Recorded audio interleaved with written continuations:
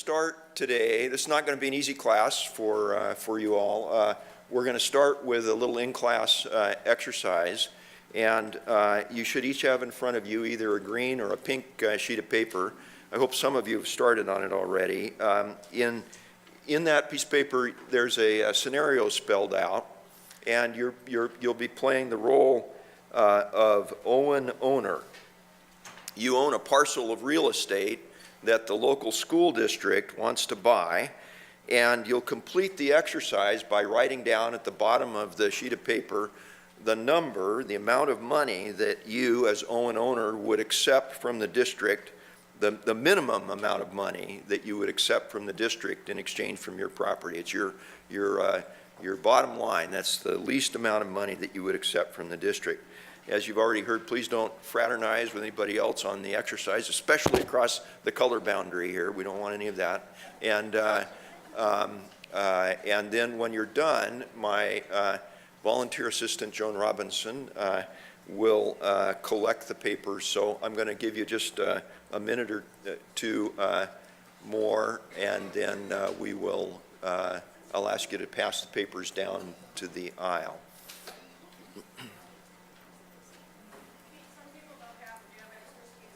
All right, I brought 25, I think, of each, and so it's possible that a few of you may not get them, and so I'm sorry for that. But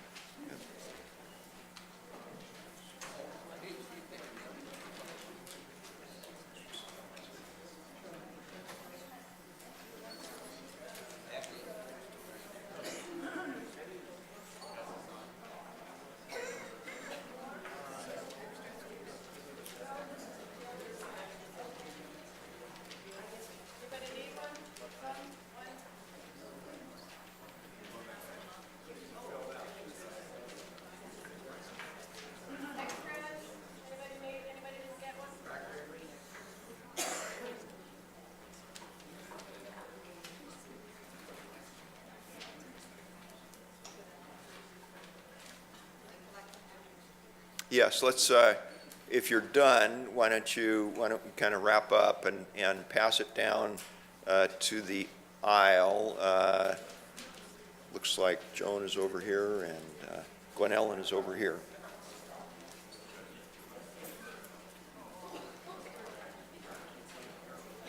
I'll give you one more minute to finish, and then we'll declare this part of the exercise done, and we'll return to the results after Joan tabulates them.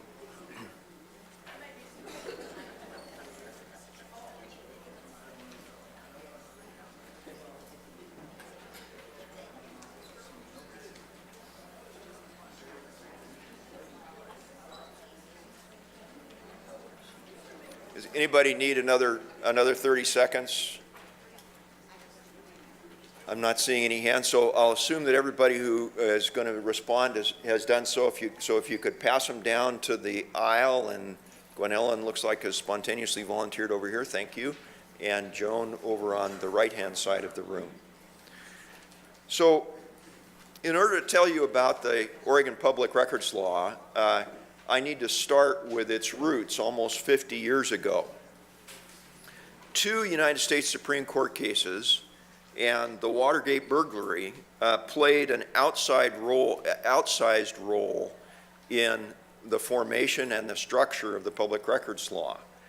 And so I want to start with a little bit of the history, then we'll turn to the current structure of the public records law, and then I'll conclude by talking a little bit about changes in the law and things that you might look for in the future. So the 56th Legislative Assembly adjourned in 1971, and the first of the two United States Supreme Court cases, which had an effect in forming the public records law as we enjoy it today, started on June 16, 1971, when the Washington Post and the New York Times began publishing what was called a history of the United States decision-making process on Vietnam policy.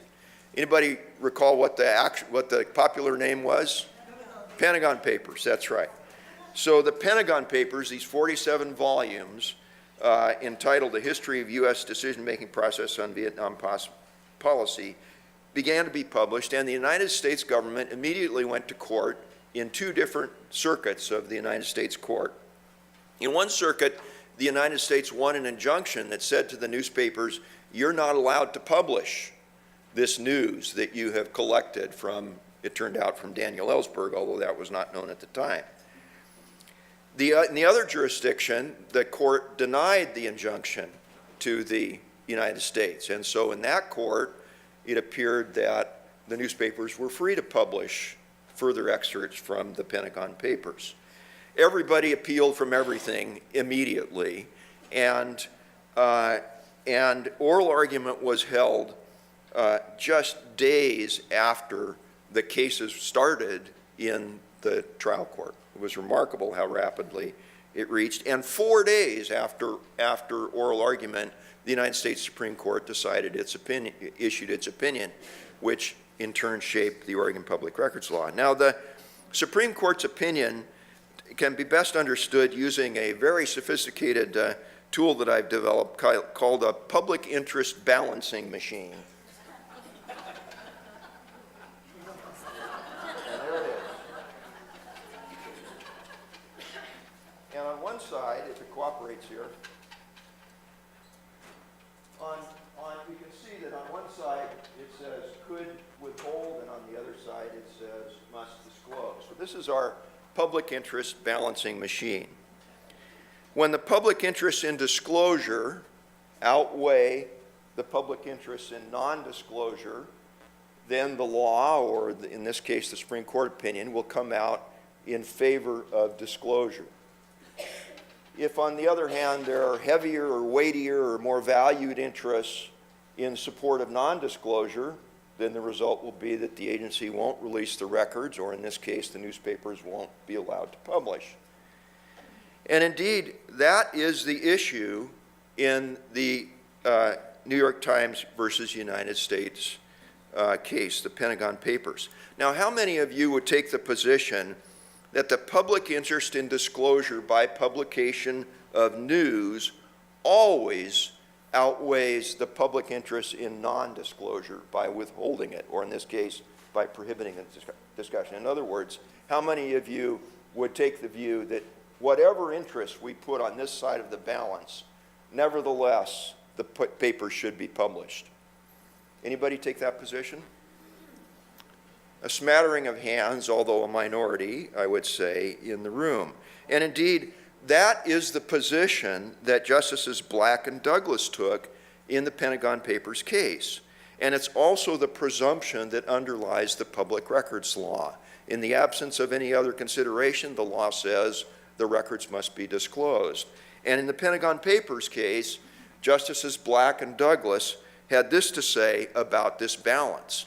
They said, these disclosures may have a serious impact, but that is no basis for sanctioning a previous restraint on the press. Paramount among the responsibilities of a free press is the duty to prevent any part of the government from deceiving the people and sending them off to distant lands to die of foreign fevers and foreign shot and shell. That was the view of Justices Douglas and Black. They said, we don't need to hear anything about what's on this side of the balance beam because the public interest in disclosure, here by the publication of news, always outweighs whatever you stack up on the other side. Now, how many of you would take the position that the public interest in disclosure by publication of news would be outweighed, as the balance would tip the other way, if the proof showed that publication would result in the death of 100 soldiers? How many of you would prohibit publication under those circumstances? So a larger number of the people in the room, and presumably all of those who initially answered that you would always, so a larger number of the people in the room. Well, in our balance, that's what that would mean, that the balance would tip the other way, and some members of the court, not surprisingly, subscribe to the idea that the public interest in, quote, in avoiding, quote, direct, immediate, and irreparable damage to our nation or people would be sufficient to allow the courts to, notwithstanding the First Amendment, to enjoin or prohibit these newspapers from publishing news. What some members of the court said was, what is needed here is a weighing upon properly developed standards of the broad right of the press to print and of the very narrow duty of the government to prevent. So the court ultimately split in the Pentagon Papers case, partly about whether the proof was sufficient to cause the balance to tip this way. And what they concluded was that the newspapers would be allowed to publish the Pentagon Papers.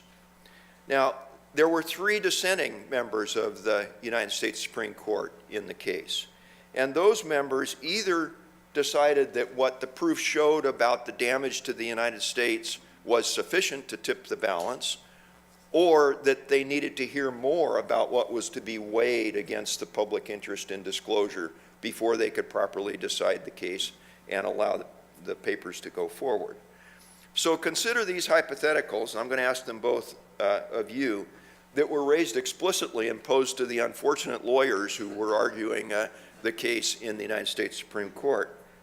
What if the public interest in non-disclosure consisted of proof, we're talking now about what's balanced on this side of our balance, what if the balance, the weight on that side consisted of proof that the efficient conduct of diplomatic relations would be impaired by publication? For example, an ally would be embarrassed or caused to believe that they simply couldn't believe what United States diplomats told them because the papers revealed that the United States had not been telling the truth in the past. How many of you would conclude that the public interest in non-disclosure is sufficient under those circumstances to cause the balance to tilt this way? Some. Some would, and some apparently would not. Now, what if the public interest in non-disclosure, what we put on that side of the balance, consisted of proof that disclosure would substantially delay the release of 100 prisoners of war, another claim made by the government at oral argument? Would you conclude that then that the public interest in non-disclosure was sufficient to outweigh the public interest in disclosure by publication of news? How many of you would agree with that? Some different hands, some of the same, some different hands. So our seemingly simple public interest balancing machine here obviously conceals a whole lot of complexity. When a disclosure is made, there is very often some sacrifice of a public interest in non-disclosure. And when a disclosure is not made, then likewise there is often a sacrifice of a public interest in publication. It turns out that balancing public interests in the public records law or in the United States Supreme Court is a very complicated process that often involves judgments that are very hard to prove and very hard to evaluate. Then along came the second significant United States Supreme Court opinion, and that's the case of Branzburg versus Hayes. Now in Branzburg, what happened was that reporters, several different reporters in different newspapers, actually one case that was combined from several different controversies. But these reporters, the thing that they had in common was that they had obtained and published accounts of criminal conduct, and that so they knew who the perpetrator of the crimes reported about in their newspaper articles was. And the government wanted to find out the identity of those people in order to prosecute those, or at least to investigate the offenses that had been reported in the newspaper. And so the government subpoenaed these reporters to various grand juries. And the reporter's defense was, I'm not going to reveal my sources because if I'm forced to do so, it will put a burden on my ability to collect and report the news, and that's protected by the First Amendment. The court said, the heart of the claim is the burden on news gathering resulted from compelling reporters to disclose confidential information The heart of the claim is whether that burden outweighs any public interest in obtaining the information. In other words, the court in Branzburg framed the issue there as a balance between competing public interests. It bears directly on the subject of open governance because without a shield against compelled disclosure of their sources, reporters will be less likely to be able to obtain information, the publication of which would result and serve important public interests in the integrity of government and its officials. A whistleblower, frankly, is not likely to come forward, or as likely to come forward, to a reporter, for example, if they know that their name is going to be disclosed when the reporter is subpoenaed. Now, the majority in this 5-4 case decided it differently than the United States, the New York Times case. In the Branzburg case, the majority of the Supreme Court decided that the public interest in investigating crime outweighed the public interest in facilitating the acquisition of information for publication by reporters. So as a result of Branzburg, the First Amendment does not protect a reporter from being subpoenaed to a grand jury to testify about criminal evidence that he or she has witnessed. So like New York Times versus the United States, Branzburg was a really important part of the backdrop to the Oregon Public Records Law. In the 1973 legislative session, there were 3 measures introduced that dealt with open governance. And one reason that these Supreme Court cases and the experience of the news media in relation to them is such a relevant part of the history of the public records law relates to who was the staff person for the committee that was considering this package of legislation. It was none other than Grattan Cairns, who later became Speaker of the House of Representatives, and he was fresh off a stint as the editor of the Oregon Daily Emerald, where they had just a few years before dealt with a case in which a reporter had been subpoenaed to a grand jury to divulge confidential sources. Grattan was the staff person for that committee, and when you look at the legislative history of the committee, you find written in his own hand various memos that deal with aspects of these cases and their relationship to the subject of open governance. Now, the third major development that occurred before the Oregon legislature took up this package of bills was the Watergate burglary. Now, in the Pentagon Papers, in public perception, tended to confirm the belief that several administrations had not told the American people the truth about the purpose and prosecution of the war. And the storm of reporting about Watergate, of course, had at it, in a very real sense, its common theme was distrust of governmental authority. And especially after the burglars pled guilty in January of 1973, there was a daily barrage of newspaper accounts of the role of the press and the importance of anonymous sources in that role. And of course, the Oregon legislature convened in January of 1973. And they dealt, as I said, with 3 pieces of what was considered at the time as one subject, the subject of open governance. And the first of those was the Oregon Open Meetings Law. That's the law that pries open the door of public meetings to all of us who want to go and watch those proceedings. The second one was a direct response to Branzburg, and that's an Oregon statutory protection called the Reporter Shield Law. And it's called a shield law because it places a statutory barrier, a legal barrier, between reporters, under certain circumstances, between reporters and government demands for production of their sources, directly responsive to the Branzburg case. And the third one is the Public Records Law, which is why we're here today. We see them almost 50 years later, and all 3 of these laws are still in effect, and all 3 have essentially the same form as they had when they were adopted in 1973.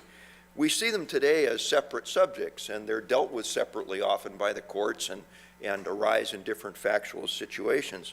But in 1973, when the legislature was deliberating these things, they were all one swirl. They were a single concept. They dealt with them as open governance, and these were simply expressions in different formats of the same interest.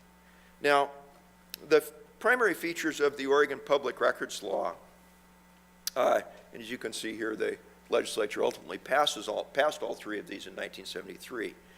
The primary features of the Oregon Public Records Law are threefold: every record, any person, any purpose, and upon request. And they're no different today than they were when they were originally adopted. The scale in the Public Records Law is presumptively tilted in favor of disclosure, which is why in our sophisticated machine here I have a bolt attached to one side of the balance beam so that it always defaults to the position of disclosure. And indeed, the Public Records Law is often referred to as a law of disclosure to reflect the fact that the presumptive position is if you ask for a record, it has to be disclosed. Now, the breadth of the law is really quite remarkable, and let's start with every record. First, every. Every means state and local governments, so down to the finest granular level of a planning commission in your local community, all the way up to the major state agencies. All of them are covered, and even some private entities who under contract take over a governmental function fall within the ambit of the Public Records Law.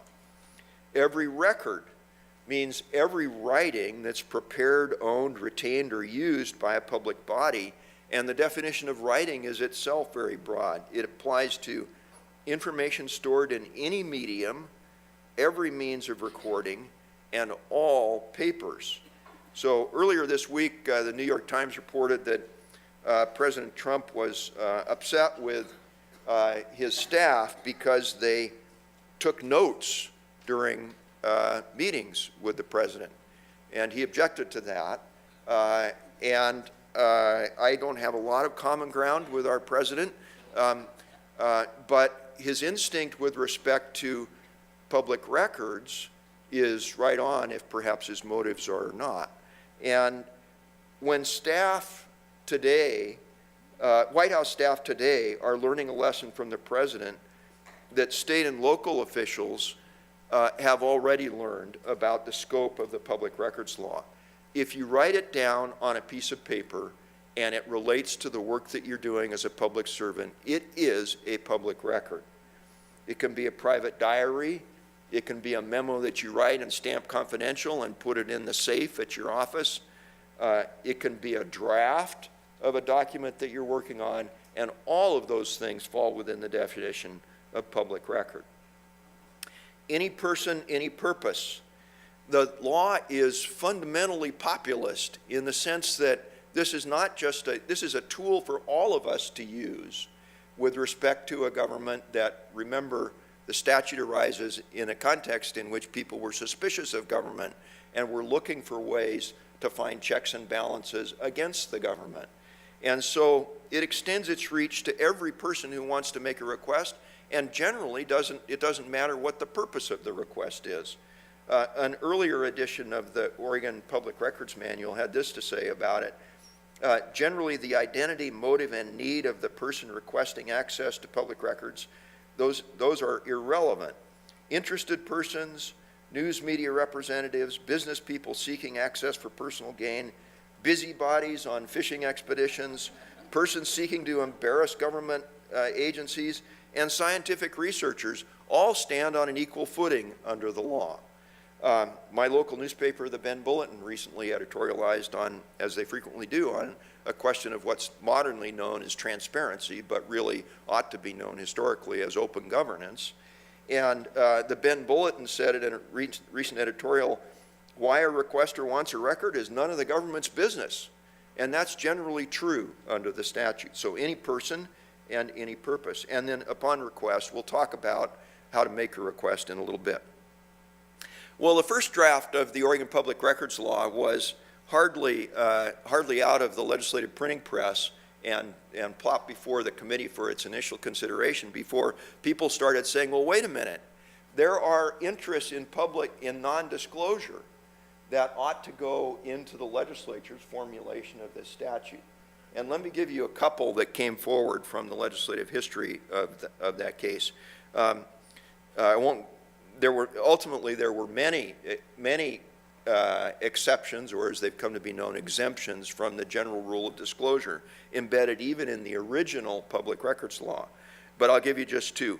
The ACLU of Oregon expressed their support for what became the public records law, but they did it specifically using the language of balancing, and identified one particular area in which they felt that the interest ought to be balanced in favor of non-disclosure. So what the ACLU wrote to the legislature was, the intent of this proposed legislation is to guarantee public access to government information where such information does not unduly interfere with legitimate public body activity or invade personal privacy. Finding the proper balance between disclosure and non-disclosure of public records is a difficult task. And as a result of the ACLU's suggestions, language was embedded exempting certain records that were thought to be unreasonable, the disclosure of which was thought to be an unreasonable invasion of personal privacy. One other example, the city of Salem submitted testimony in February of 1973 urging the addition of an exemption for legal and management employees to discuss with governing bodies matters relating to pending or impending litigation. The exemption the city sought would, quote, enable a legislative body to discuss positions, strategies, and approaches to such items as a purchase of land, sound familiar, and condemnation proceedings, which are matters that cannot be discussed in the public if the public agency is to perform in the interests of the public it serves. So right from the beginning, the public records law, reflecting its roots in those two cases, had a balancing concept embedded in it. And as I say, this has come to be known, the circumstances under which the legislature evaluated the interests and concluded that the public interest in non-disclosure outweighed the public interest in disclosure. Those have come to be known in modern parlance as exemptions from the general rule that requires disclosure. And today, there are more than 500 of such exemptions, or depending on who you talk to, 400 or 300, but there are a lot of them. And every one of them represents some kind of a judgment by someone. Sometimes it's by the federal legislative branch or federal government. Sometimes it's by the Oregon Legislative Assembly. But in every one of those exemptions, someone has made a judgment or must make a judgment that employs this fancy balancing machine in arriving at the conclusion as to whether the record will be subject to that very broad rule of disclosure. Now, some of these public interests are financial, and they don't always, the financial interests don't necessarily weigh on one side or the other of the balance. So there may be a financial interest in disclosure. The Oregonian investigated private sector solar energy fraud involving a whole lot of government subsidy for that activity. And they make a very credible case that dogged investigative journalism by the Oregonians Jeff Manning and Ted Sickinger, enabled in a very key way by a public records request that yielded records that led them to ultimately unravel the scheme, that as a result of that reporting, some tens of millions of dollars were recovered by the state of Oregon from the perpetrators of the fraud. And you'll find in the materials associated with my presentation, which are online on the ICL website, a link to a video that'll tell you more about that. It's really an excellent video and very, very informative. Now, financial considerations also could underlie an interest in non-disclosure. And here we're going to unwrap the results of our little exercise here.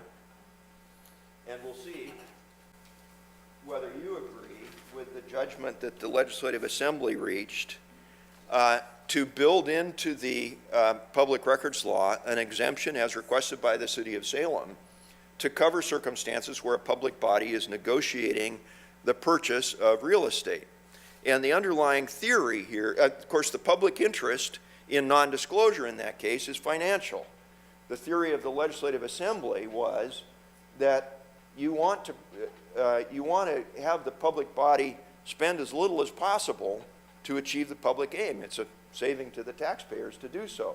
And so what the Legislative Assembly said was there are circumstances where if a public body is negotiating for the purchase of real estate, then the information that the public body is acting on will be held confidential. And as you know, the exercise we did in this room, half of you had an exercise in which the public body had chosen to disclose the public body's information about how much the public body was willing to pay for the real estate, and half of you had a scenario in which the public body did not disclose that.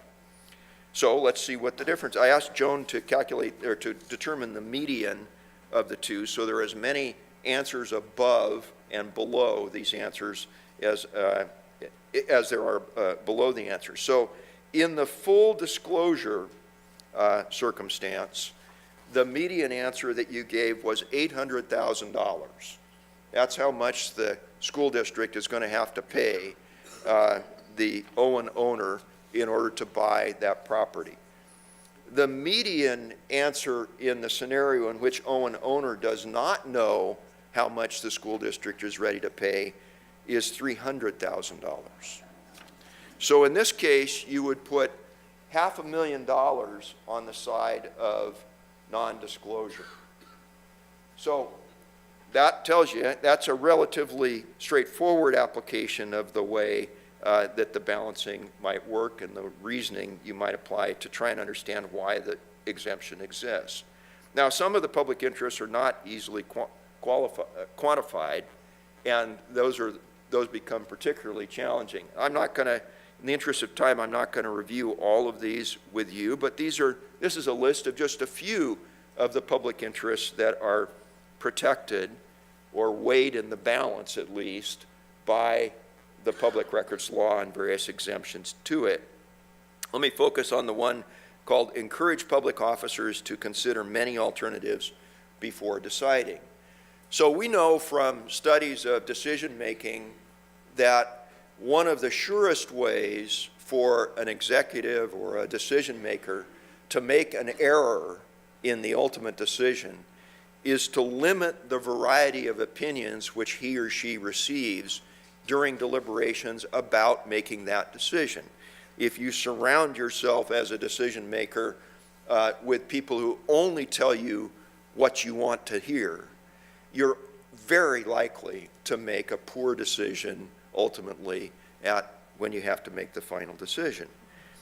And so the legislature has built into the public records law an exemption intended to recognize that value in non-disclosure.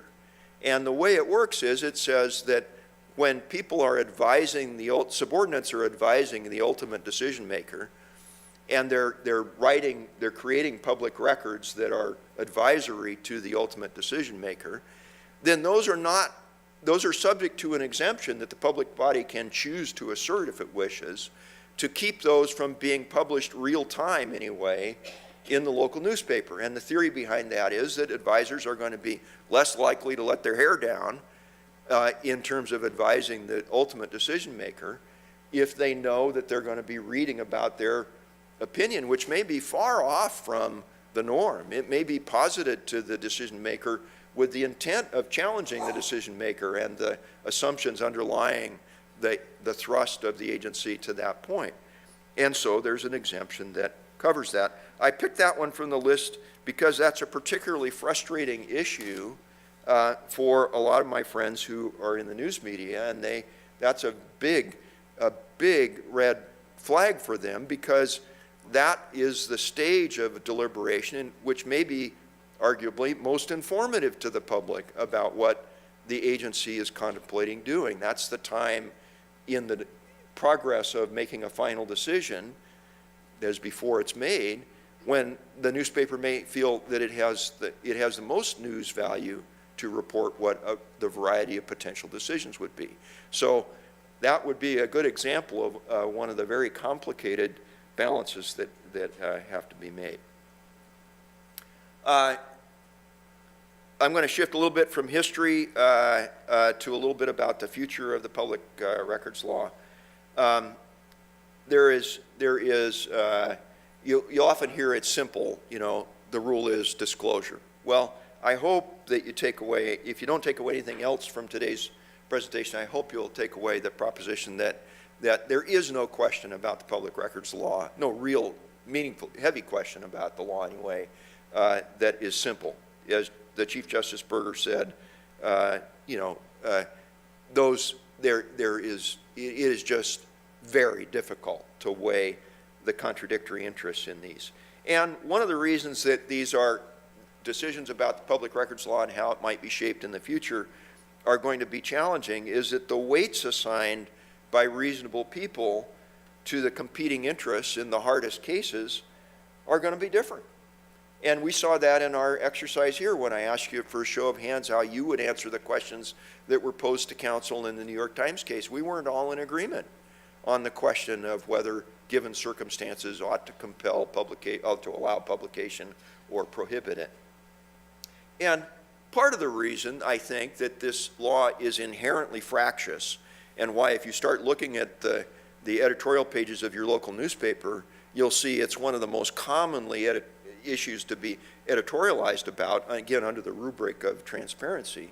One of the reasons that it keeps coming up and that it almost always, very often is contentious, starts with a very human quality. So on one side of the typical newspaper reporter's request, you have a reporter and his or her editor who they just want to get through the day. And the easiest way for them to get through the day is to get the darn records. And that way they can get on to the next part of their day. They can ask better questions of sources, and they can complete their daily work easier. And on the other side of that public records request, you've got a member of a public body who it isn't there typically, and this is starting to change, and I think it's a good thing, but typically these requests are fulfilled by people whose primary duties is not fulfilling requests. Their primary duty is doing something else for the agency. And they've got this reporter who says, I need it right now. And that is going, just at a human level, that is inevitably going to be a fractious relationship. And I think there's a third thing about the future of the public records law, and that is that it's ever changing. Just think about the kinds of records that we generate today as opposed to what we were generating in 1973. So in 1973, we had analog electronic recordings and paper. We've gone through word processing and electronic data storage. That was probably the next evolution. Then came email, text messages, tweets, social media messaging, and I imagine my 20-something niece could tell me what the current thing is. But all of those things generate public records, as many a city council member who has sent a text message from his or her personal cell phone to the personal cell phone of another city council member about something that's going to come up on the city council's agenda, they've just generated a public record. And I don't know, what the future of communication will be, but it's certain that the landscape for public records is going to change. Let me talk about recent reforms. And I say 2017, that is the most recent significant reform. Really, it's the only significant reform since the adoption of the original statute some nearly 50 years ago. Now, I told you I was talking about the future, and I include, why am I talking about 2017 legislation? Well, the reason is that the four major reforms in 2017 were themselves all forward-looking. And I think it's fair to assess each of those four as yet being incomplete in terms of whether they have yet yielded all of the promise that those of us who worked on them hope that they will yield. But I'll tell you what those changes, those four major changes were in 2017, all of them made by statute in the Legislative Assembly. The first one was the creation of an entirely new officer of the state government called the Public Records Advocate. And the Public Records Advocate is essentially designed to be modeled somewhat on the principle of an ombudsperson who stands as almost an in-house advocate for external interests. And so this person, Ginger McCall, who has subsequently been appointed to the position, has a variety of responsibilities to try and improve the performance of government, particularly state government, but also local governments, by performing a variety of functions, including potentially serving in a way as a mediator on particularly difficult public records requests. The second legislative initiative was the creation of what's called the Public Records Advisory Council. This is a very high-level council that, includes the governor, the attorney general, and the secretary of state, among others.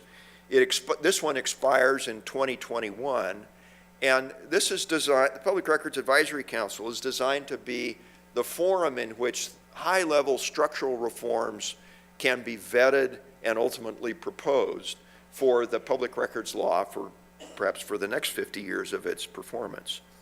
And it has begun its work, but as I say, I think it's unfair to say that I don't think they have, I don't think we yet can say what results will be yielded by the work of the Public Records Advisory Council. The third major reform in 2017 was the creation of what's called the Oregon Sunshine Committee. And this is a committee that includes, broad-based committee that includes both governmental and non-governmental individuals.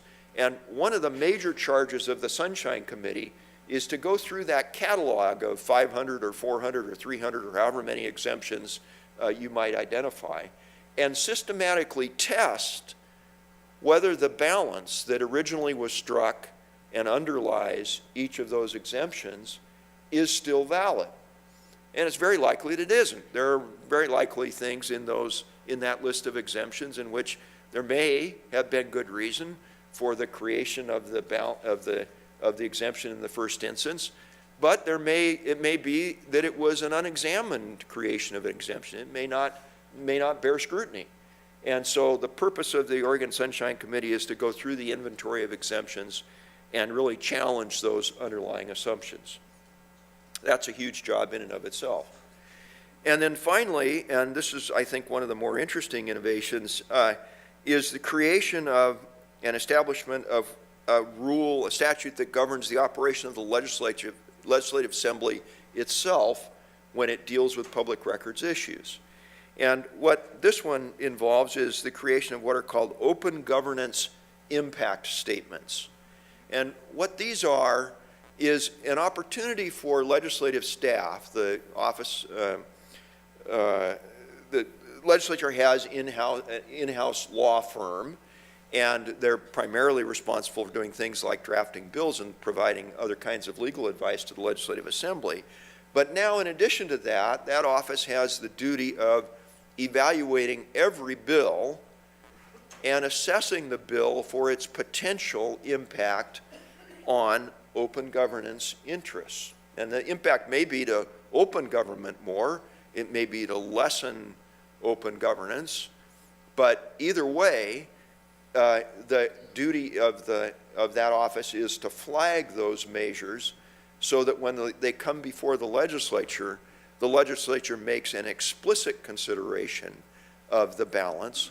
And one of the complaints, and I think in my experience potentially valid, is that on occasion the legislature has created exemptions without an explicit consideration of those balances. And so this tool, these open governance impact statements, is designed to make it less likely, or you could also say more likely, that the legislature will be held accountable for the way that it makes these judgments going forward. And in the references attached to my presentation, you'll find a link to a source at the legislature where you can click on that link, and it will take you to a sorted list of all the bills that discloses to you how many bills have been identified by the Office of Legislative Counsel as having a potential impact on open governance. And the number in this session is 90. There were 90 bills that were evaluated as having a potential impact on open governance. And now, of course, many of those, as is always the case, have died in the legislative process and so forth. I've looked at a number of those measures, and with respect to pending legislation, I think it's accurate to report that there is no pending structural change to the public records law. One of the issues that is a continual irritant, and with good reason because there's no simple answer to the question, is the question of how much a requester must pay the government to reimburse it for the actual cost of screwing around and getting the records. Now, one way to frame that issue, the question of fees, is that these are already public records, and it's already a duty of the default position of the law already is, as you can see from our machine here, is that they must be disclosed. So agencies and public bodies already ought to build into their budgets the expense of producing the records. That shouldn't be, there shouldn't be an additional amount that's required of a requester. And that there's merit to that position. It doesn't describe reality. The reality is agencies typically are not budgeted to do this function separately, although I'm pleased that that's starting to change. I understand that there are now agencies that have positions that are funded and authorized by the Legislative Assembly specifically to perform these functions. But those also cost money. Those cost taxpayers money to establish and fund those positions. So the way I like to frame the fee question, and I think the right way of thinking about it, at least one way of thinking about it that's helped me think about who should get a fee waiver and who shouldn't, is who should bear the cost of producing these records?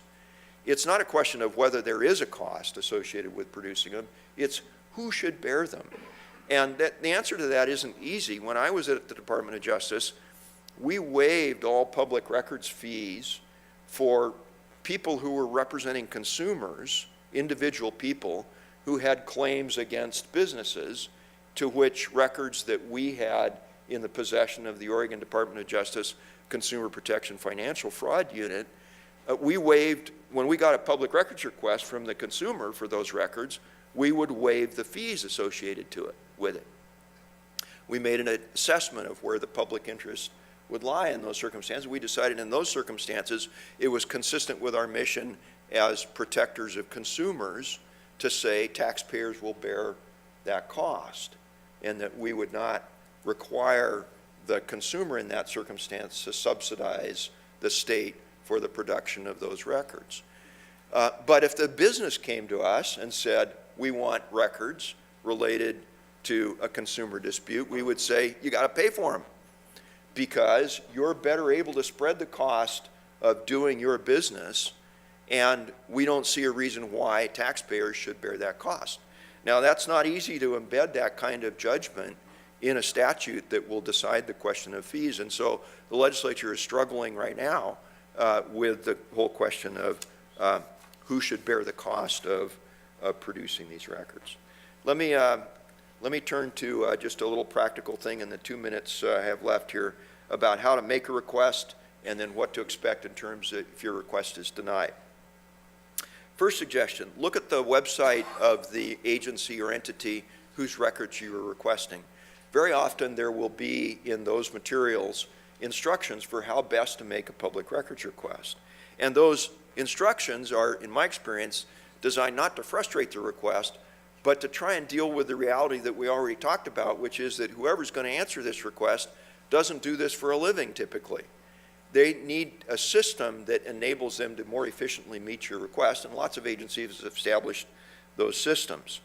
Make your request in writing, and in your request, mention the public records law itself explicitly, because that will flag for the agency that it has some timelines that it has to adhere to.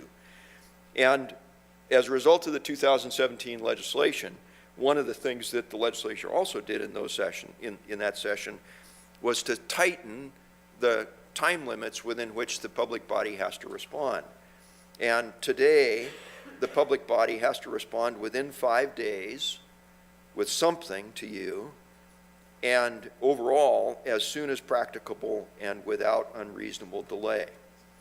And the initial response doesn't necessarily have to be the records. It can be, I'm looking for the records, or we don't have them, or we have some of them and we don't have all of them. Or it could be, I don't understand your request, could you help clarify it? And you should accept that. You should try to engage the agency. And then in addition to that, the legislature in 2017 imposed a requirement that the agency must respond within 10 days after that initial period, or else they must give you a detailed explanation as to why there's going to be further delay in your response. And then finally, in response to your requests, as we've already talked about, you may be asked to pay a fee, even in advance of receiving the records. Now, what happens if your request is denied? There are two different, it depends on the kind of agency that you're making the request of. One is if you're making a request of a state agency, then what you do is you send a letter to the Attorney General and say, I'm appealing from the denial that the Department of Environmental Quality issued of my request for public records. And the Attorney General then will issue, in effect, it's sort of a quasi-judicial function that the Attorney General performs at that stage. And the Attorney General will issue an order to the agency saying either you must disclose it or you don't have to disclose it, or sometimes something in between. If it's other than a state agency, like it's the local school board, then your appeal is in writing to the district attorney. But the same thing, the district attorney is authorized to issue an order compelling disclosure or not. And then in each case, the next step is appeal to the courts. Now, the public records law has really been one of the great success stories of Oregon over the last 50 years.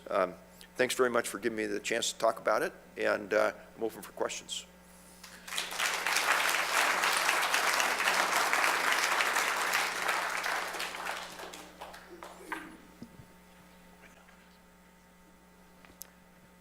I understand the way this works is that I respond to the person who has the microphone. So, yeah. My name is Eunice. I work for the state police, and I remember one day being called to the reception area, and there were a whole bunch of people. We later figured out they were the militia, and they asked me for a copy of the superintendent's oath that he took when he came on to be a superintendent. It scared me to death, and I was pretty low on the totem pole. There was no way I was going to do that. I didn't even know who these people were. Fortunately, the superintendent was in that day. I went to his office. He went out, talked to the people, told them to go away. They were not getting it. Were we within our rights? I assume everybody could hear the question, and so I won't try to repeat it.